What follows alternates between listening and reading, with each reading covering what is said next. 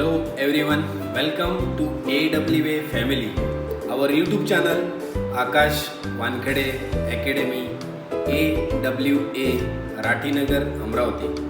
आज मैं आपको मैथमेटिक्स का थोड़ा बेसिक क्लियर करने की कोशिश करता हूँ। मुझे पता है आपका बेसिक वैसे बहुत स्ट्रांग है और आज के वीडियो में कुछ टॉपिक हम क्लियर करेंगे। उसमें पहले रहेगा लॉगरिथम का बेसिक, उसके बाद लॉज ऑफ इंडाइसेस, फैक्टराइजेशन और at the same time expansion के कुछ बेसिक फार्मूलाज, ये हम कवर करना चाहते हैं। ये वीडियो पूरा देखना और इस सारी चीज़ों को आपको अच्छे से समझना है। लॉज ऑफ लॉगरिथम देखेंगे हम 10th स्टैंडर्ड के बाद। लॉगरिथम का यूज़ आप लोगों को ऑलमोस्ट हर जगह करना पड़ता है और उसके कुछ लॉज है बेटा जो आपको पता होने बहुत ज़रूरी है। उसमें से पहला log m to the base a, इसको पढ़ते कैसे? log m to the base a plus log n to the base a। तो दो लॉग है, दोनों लॉग के बीच में प्लस है और उससे भी इम्पॉर्टेंट दोनों के बेस में सेम टर्म है, यानी इधर भी a है और इधर भी है। बेटा कभी भी ऐसे हुआ तो फिर लॉग का एक प्रॉपर्टी है कि आप m और n का यानी यहाँ के और यहाँ के टर्म का डायरेक्ट मल्टीप्लिकेशन कर सकते हो। ये तभी पॉसिबल है जब दोनों का बेस सेम है और दोनों के बीच में प्लस है। और आप उल्टा भी याद रखना, यानी आप इसके जगह ऐसा भी लिख सकते हो, यानी लॉग के साथ अगर दो टर्म मल्टीप्लाई में आए तो आप उसको ब्रेक करके ऐसा भी लिख सकते हो। कम ऑन, अगर प्लस वाला आया तो उसके पीछे भागते भागते माइनस तो आने ही वाला है। ये दुनिया ही प्लस माइनस से बनी हुई है।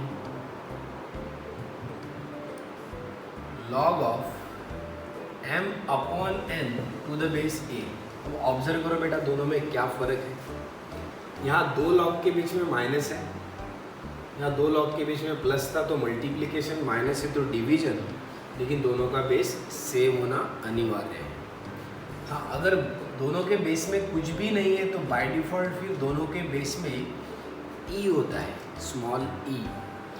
और इसके जगह आप ऐसा भी लिख सकते हो बेटा, तो दोनों चीज़ें यार। उसके बाद log, suppose a to the base b है तो आप इसको ऐसा ब्रेक करके भी लिख सकते हो, log a to the base m और log b to the base m।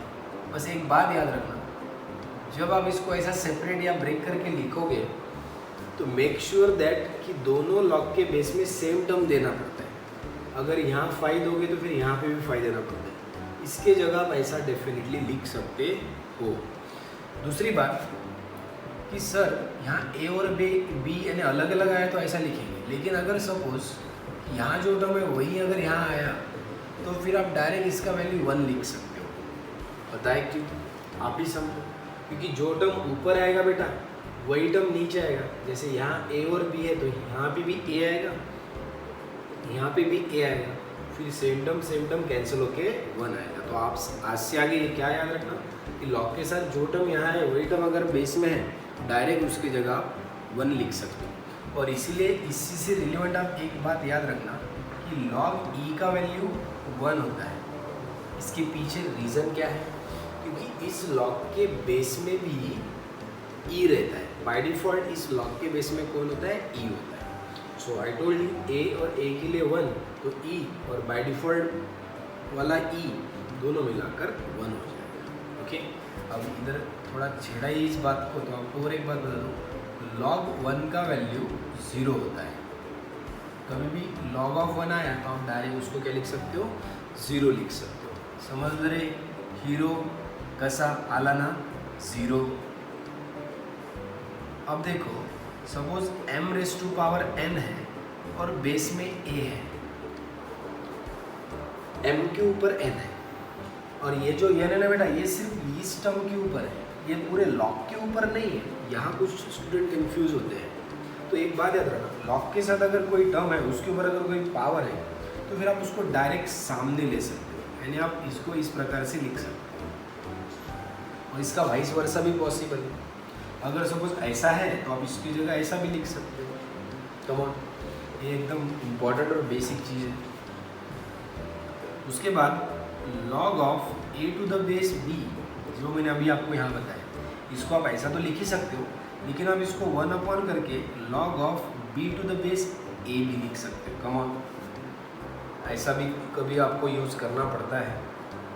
उसके बाद minus log of a by b आता है बेटा, सपोज बेस में सपोज m है, तो अब इसको अगर ये माइनस सामने है, कभी भी लॉग के सामने माइनस आया, सिंगल लॉग है, तो उस माइनस को आप न्यू में यानी पावर में ट्रांसफर करो, तो ये a बाई बी के ऊपर इन्वर्स आएगा। और बेटा आपको a बाई बी का इन्वर्स पता है, फिर क्या है, b बाई हो जाएगा। तो आप इस प्रकार से माइनस को अवॉइड भी कर सकते हो यहाँ से, तो उसको ऐसा लिखना पड़ेगा। ये सिंपल चीज़ है। उसके बाद a raise to power log, suppose x to the base a आया, तो आप डायरेक्ट इसको x लिख सकते हो। और ये ऐसा तभी पॉसिबल है जब कोई टर्म के ऊपर पावर में लॉग हो, लेकिन उस लॉग के फिर बेस में भी वही टर्म हो जो यहाँ था। अगर यहाँ 5 है तो इस लॉग के बेस में 5 चाहिए, तो जाके फिर ये कैंसिल होकर डायरेक्ट यहाँ का टर्म यहाँ फॉरवर्ड हो। लेकिन मेक श्योर दैट कि लॉग के यहाँ फिर सामने कोई नहीं होना चाहिए। सपोज अगर इस लॉग के सामने कुछ आता है, तो पहले उस लॉग के सामने के टर्म को ऊपर ट्रांसफ़र करना पड़ेगा इस x के ऊपर, फिर जाके ये a और log to the base A cancel. Point to be noted. और जैसे ही ये लिखा तो फिर ये e का टर्म आपको जल्दी क्लियर होना चाहिए। अब डायरेक्ट मैं इसको x लिख सकता हूँ। Do you know why? क्योंकि जैसे मैंने बोला a के लिए लॉग के बेस में a आना चाहिए, वैसे e के लिए लॉग के बेस में e आना चाहिए। और by default I told you कि लॉग के बेस में e होता है, तो आप इसको डायरेक्ट x लिख सकते हो। समझने की कोशिश करिए। उसके बाद बेटा सपोज यहाँ पे एक a raise to power x है is equal to log b है।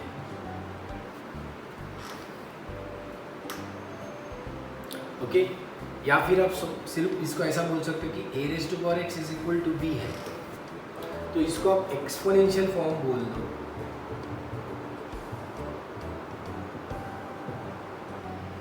और आपको किसी ने बोला कि इसका कन्वर्शन लॉगरिथमिक फॉर्म में करो, एक्सपोनेंशियल फॉर्म का कन्वर्शन लॉगरिथमिक फॉर्म में।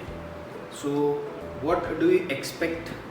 तो बेटा यहाँ पे ये इस प्रकार से आप लिख सकते हो, ये जो पावर में x है ना बेटा, वो यहाँ आ जाएगा, और यहाँ फिर log of b to the base a आ जाएगा। Come on, point to be noted.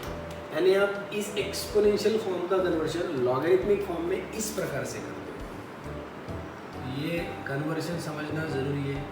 और वापस ये उल्टा भी हो सकता है कि लॉगरिथमिक फॉर्म का कन्वर्शन आपको एक्सपोनेंशियल फॉर्म में करने के लिए भी बोल सकते हैं। तो अगर आपको इसका कन्वर्शन ऐसा करने के लिए बोलेंगे तो आपको पता होना चाहिए कि जो पावर में टर्म है बेटा वो यहाँ आएगा, इज इक्वल टू कि उधर जो टर्म है उसके साथ लॉग जाएगा, और जिसके ऊपर पावर है वो बेस में जाएगा। कमा, और ये लॉगरिथम का कन्वर्शन एक्सपोनेंशियल में करोगे तो जो बेस में टर्म है वो इधर ट्रांसफ़र करना, जो इधर टर्म है वो उसके पावर में जाएगा और इधर b बचेगा। So this is the relation between exponential and logarithmic form. तो एटलीस्ट एज ए स्टूडेंट आपको इतनी चीज़ें लॉगरिथम के बारे में पता होनी चाहिए। वैसे लॉगरिथम तो बहुत बड़ी चीज़ है, at least you should know about this things. अच्छा, उसके बाद लॉग के बेस में जब तक यहाँ e है बेटा, यहाँ कुछ भी हो, इसको नेचुरल लॉगरिथम बोल सकते हो। This is called as natural logarithm. हाँ, अगर सपोज लॉग के बेस में 10 आया, यहाँ चाहे कुछ भी हो, उसको आप कॉमन लॉगरिथम बोल सकते हो। और इसके अलावा कुछ आता है तो उसको जनरल लॉगरिथम आप बोल सकते हो। ओके, तो ये चीज़ें याद रखना।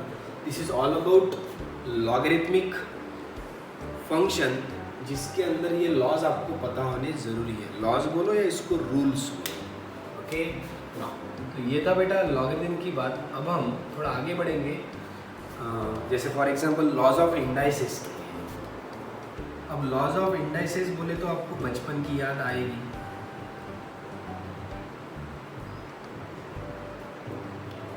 पहला simple a raise to power m into a raise to power n है, तो इसको आप a raise to power m plus n लिख सकते हो। कम ऑन, वही अगर बेटा a raise to power m और उसके पावर में ही n है, बराबर ऑब्जर्व करना आपको, तो इसको डायरेक्ट आप a raise to power mn लिख सकते हो। दोनों में फ़र्क समझ ना सकते। उसके बाद a raise to power m है, अपॉन में b raise to power a raise to power n नीचे है, इसको आप a raise to power m minus n लिख सकते हो। यानी दोनों टर्म सेम हो, मल्टीप्लाई में हो तो पावर का क्या हो जाएगा, एडिशन। दोनों टर्म सेम हो, डिवीजन में हो तो पावर का हो जाएगा सब्ट्रैक्शन। और इसको आप जैसे for example a raise to power m into b raise to power m। आप पहले वाले में और चौथे वाले में फ़र्क देखो कि यहाँ टर्म सेम थे, पावर अलग थे, मल्टीप्लाई में ही थे। यहाँ पावर सेम है, टर्म्स अलग है, मल्टीप्लाई में है, तो आप इसको कंबाइन करके a b raise to power m दे सकते हो। कमा वैसे बेटा आगे a raise to power m और अपॉन में b raise to power m है, तो इसको आप a by b raise to power m लिख सकते हो। कमा ये डिफरेंस समझने बहुत ज़रूरी है। आप थर्ड देखो और ये फिफ्थ देखो, you will come to know the difference between the. Okay, now suppose negative कोई पावर है a के ऊपर, उसको आप 1 अपॉन करके पॉजिटिव बना सकते हो। उल्टा भी कर सकते हो, अगर ऊपर पॉजिटिव है तो नीचे लेकर जाकर उसको निगेटिव बना सकते हो। Point to be noted. उसके बाद जैसे हम रूट एक्स की बात करते हैं, रूट एक्स बोले तो एक्स रेज़ टू पावर हम 1/2 बोलते हैं। क्यूब रूट ऑफ एक्स आया बेटा तो एक्स रेज़ टू पावर 1/3 बोलेंगे। nth रूट ऑफ एक्स आएगा तो उसको हम x raise to power 1/n बोलेंगे। बात समझिए। और वही अगर सपोज यहाँ यह नया, और वही अगर सपोज इस प्रकार से आया कि X raise to power m अंदर है और nth रूट है, तो इसको आप X raise to power m upon n लिख सकते हो।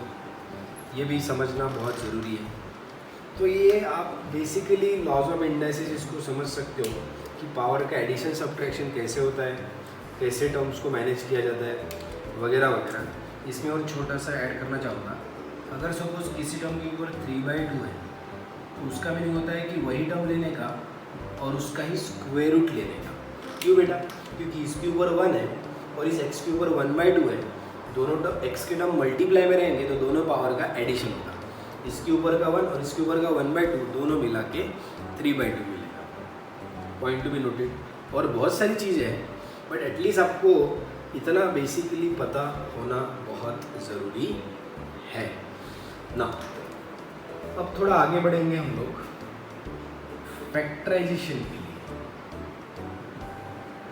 इसके मैं सिंपली फॉर्मूला आपको बताऊंगा, जो आपको पता होते हैं लेकिन कुछ कमज़ोर स्टूडेंट होते हैं जिनको थोड़ा कंफ्यूज होता है, तो वो मैं थोड़ा दूर करने की कोशिश करता हूँ। जैसे बेटा a² माइनस b² है, तो you can write it down a minus B into a plus B. Come on.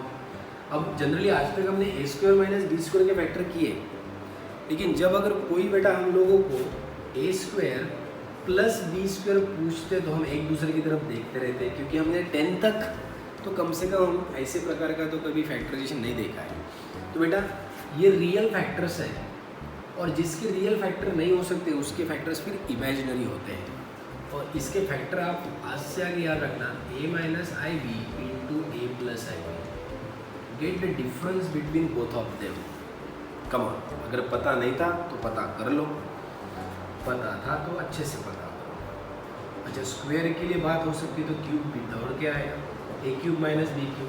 तो इसके बेटा पहले ब्रैकेट में a माइनस बी और यहाँ रहेगा a² plus ab plus b²। Come on, observe करो सब लोग।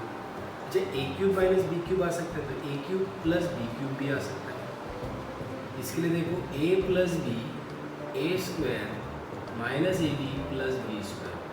और ये दो में से एक ही याद रखो, क्योंकि दूसरा फिर एग्जैक्टली आपको याद रह ही जाएगा।